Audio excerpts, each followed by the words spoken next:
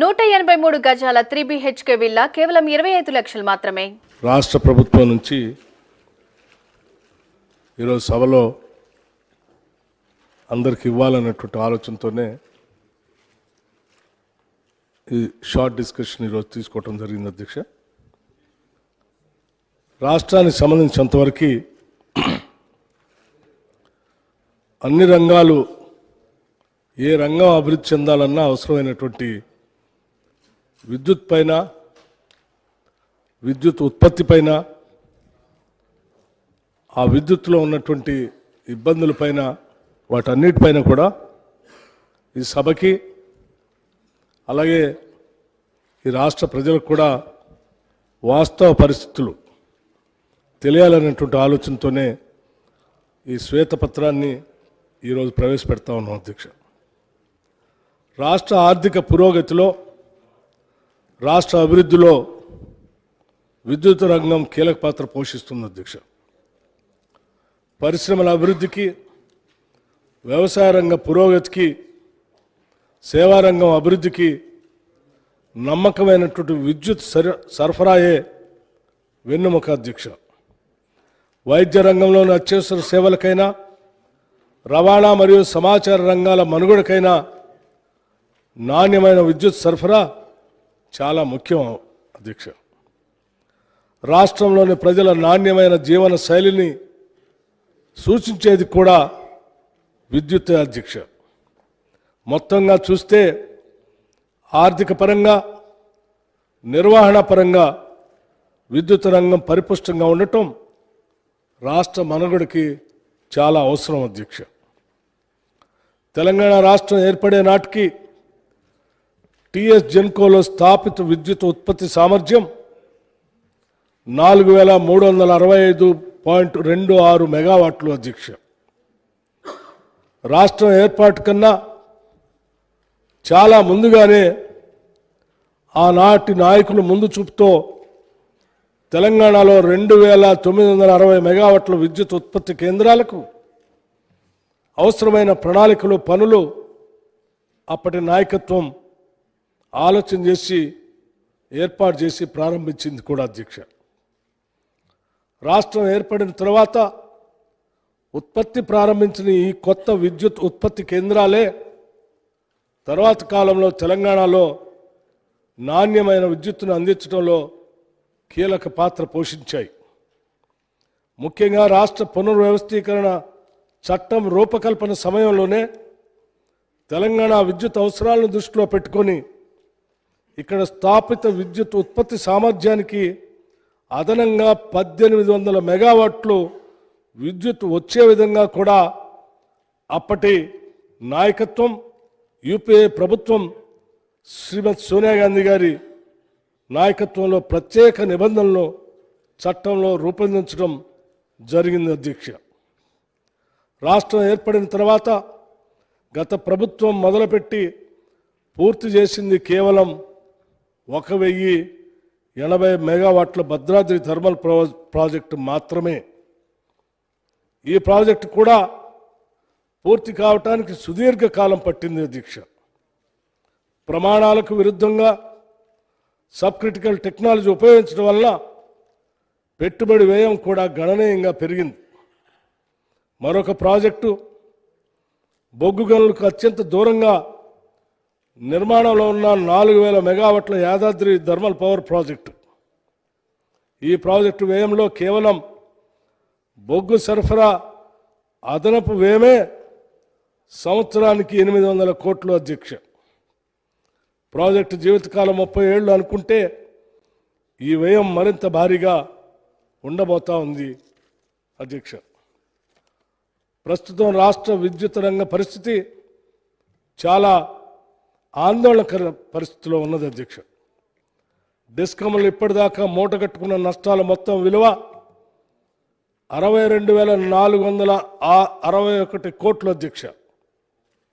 31 October 2023 నాటికి అప్పులు మొత్తం 81,516 కోట్లు. ఈ అప్పుల మొత్తంలో 30,406 కోట్లు కరెంటు సరఫరా చేసిన జనరేటర్లకి బకాయిలు చెల్లించడం కోసం తీసుకున్న రోజువారీ నిర్వహణ మూలధనం అధ్యక్ష, మూలధన రుణం. ఇవి కాకుండా విద్యుత్ ఉత్పత్తి సరఫరా సంస్థలకు 28,673 కోట్లు బకాయిలు ఇంకా చెల్లించవలసి ఉంది అధ్యక్ష. విద్యుత్ కొనుగోళ్లలో డిస్కమ్లు ఇన్ని ఇబ్బందులు ఎదుర్కోవటానికి ముఖ్య కారణం రాష్ట్ర ప్రభుత్వంలోని వివిధ శాఖలు ఏళ్లుగా చెల్లించని 28,842 కోట్లు బకాయిలు అధ్యక్ష. ఈ మొత్తం బకాయిల్లో ఒక్క సాగునీటి శాఖ చెల్లించవలసిన బకాయిలు 14,193 కోట్లు. ఇవి కాకుండా విద్యుత్ కొనుగోళ్లు వాస్తవ సర్దుబాటు ఖర్చుల కింద ట్రూ అప్ కింద గత ప్రభుత్వం డిస్కామ్లకి చెల్లిస్తానని మాట తప్పిన 14,928 కోట్ల భారం డిస్కామ్ల ఆర్థిక స్థితిని మరింత కుంగదీసే అధ్యక్ష. ఈ పరిస్థితుల్లో కేవలం రోజువారీ మనుగడ కోసమే డిస్కమ్లు అలవికాని అప్పులు చేయవలసిన స్థితికి చేరాయి. విద్యుత్ కొనుగోళ్లకు అవసరమైన నిధులను ఈ అప్పుల మార్గంలో సమకూర్చుకోవటం చాలా కష్టంగా కూడా ఉంది అధ్యక్ష.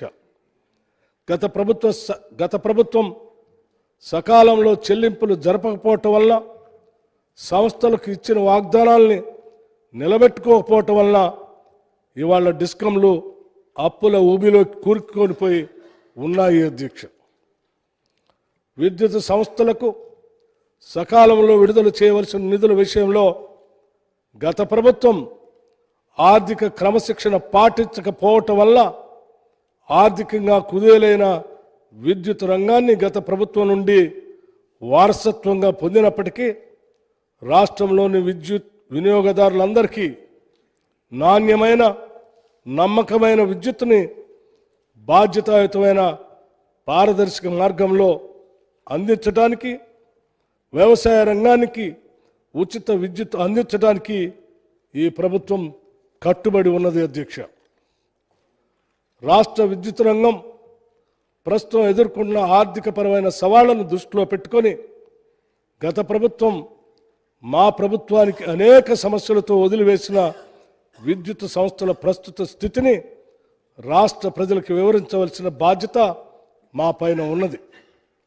అందుకే రాష్ట్రం ఏర్పడిన నాటి పరిస్థితులను, తదనంతరం దాదాపు 10 ఏళ్ల పాటు గత ప్రభుత్వం విద్యుత్ సంస్థలను నిర్వహించిన తీరును, ఆర్థికంగా నష్టాల్లోకి నెట్టిన తీరును ఈ శ్వేతపత్రం ద్వారా వివరించే ప్రయత్నం చేశాం అధ్యక్ష. తద్వారా ఒక అర్థవంతమైన చర్చ జరిగి విద్యుత్ రంగం విషయంలో తీసుకోవాల్సిన చర్యల గురించి కొన్ని విలువైన సలహాలు, సూచనలు ఈ సభలోని సభ్యులందరూ,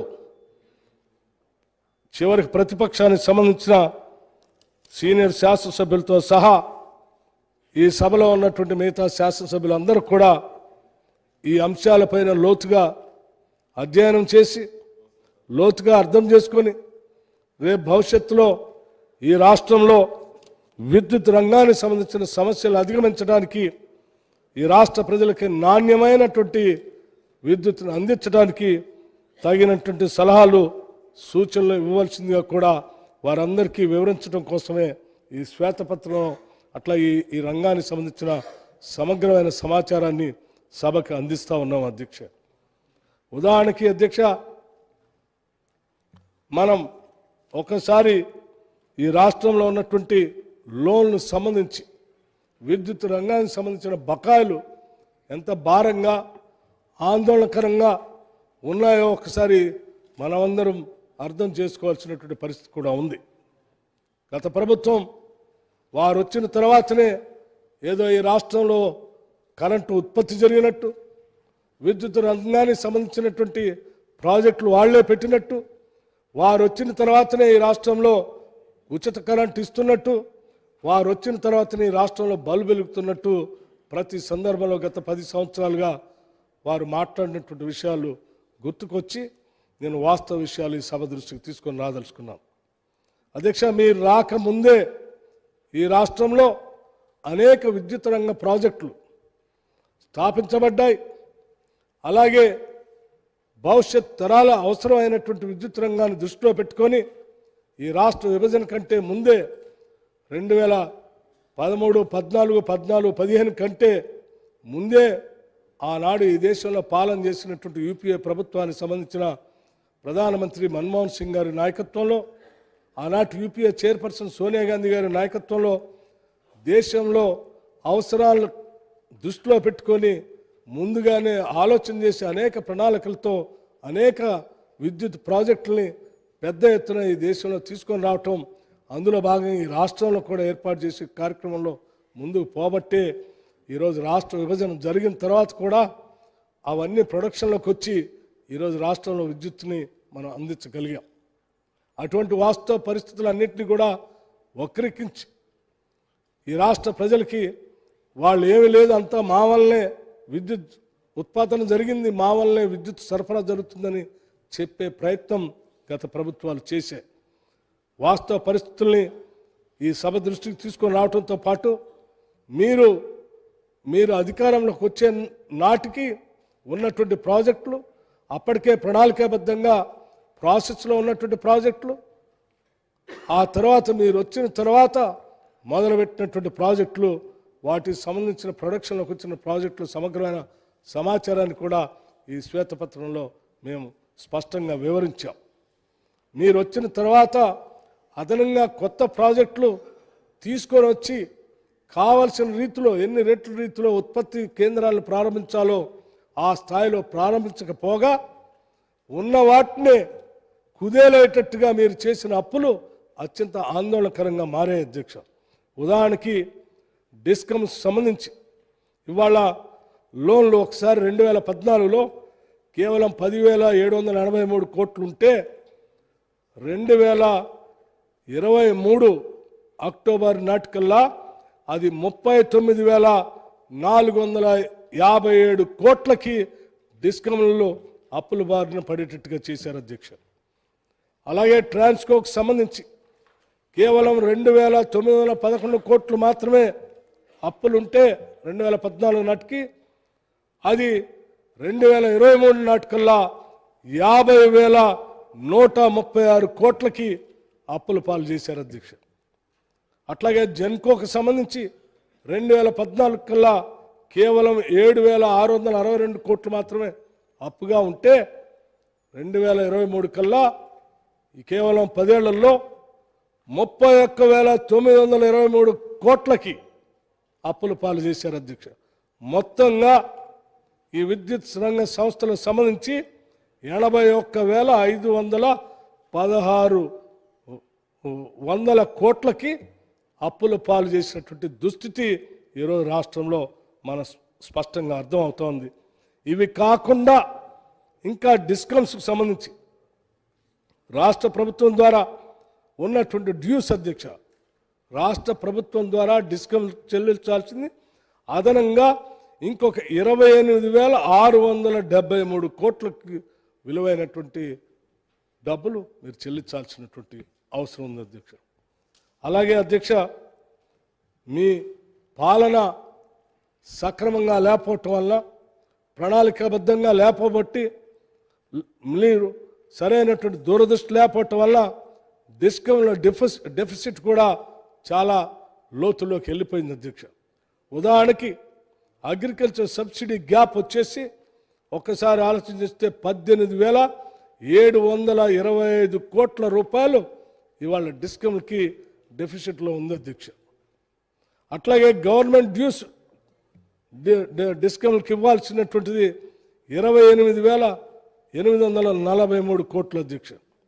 అట్లా ట్రూ అప్ మీన్స్ 14,928 కోట్ల అధ్యక్ష. మొత్తంగా ఈ డిస్కమ్లు ఈరోజు డెఫిసిట్లో 62,496 కోట్లు ఇవాళ డిస్కమ్లో డెఫిసిట్లో ఉన్నాయి అధ్యక్ష.